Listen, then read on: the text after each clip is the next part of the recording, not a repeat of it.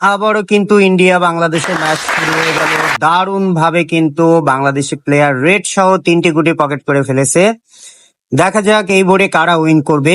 রেডটি cover দেওয়ার চেষ্টা করছেন বাংলাদেশি প্লেয়ার, অসাধারণ ভাবে কিন্তু রেডটি কাভার করে ফেললেন। হাতে কিন্তু প্রচুর খেলা রয়েছে আমাদের বাংলাদেশি প্লেয়ারের।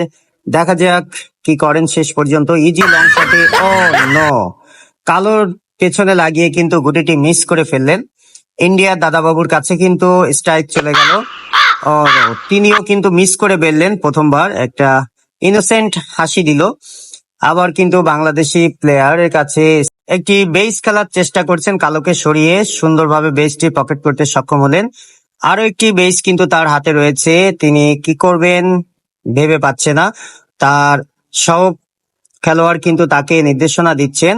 দুর্দান্ত, তার নির্দেশনা অনুযায়ী একটি লং শটে গুটি খেললেন। এবার তিনি বেসটি খেলার চেষ্টা করছেন, অসাধারণ ভাবে কিন্তু বেসটি পকেট করতে সক্ষম হলেন। মনে হচ্ছে বাংলাদেশি প্লেয়ারেরাই উইন করবে। শেষ পর্যন্ত দেখা যাক কি করেন।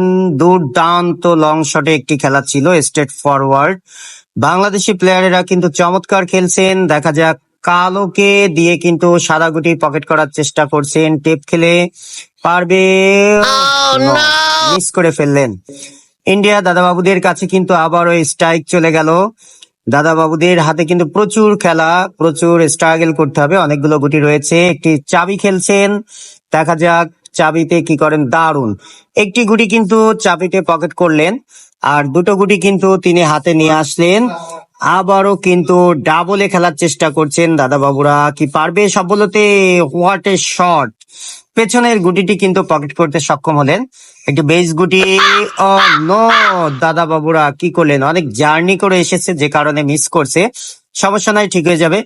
বাংলাদেশি প্লেয়ারের হাতে কিন্তু দুর্দান্ত দুটো গুটি ছিল, আর মাত্র একটি গুটি আছে। এই গুটিটি দিতে পারলে কিন্তু 12টি পয়েন্ট পেয়ে যাবে।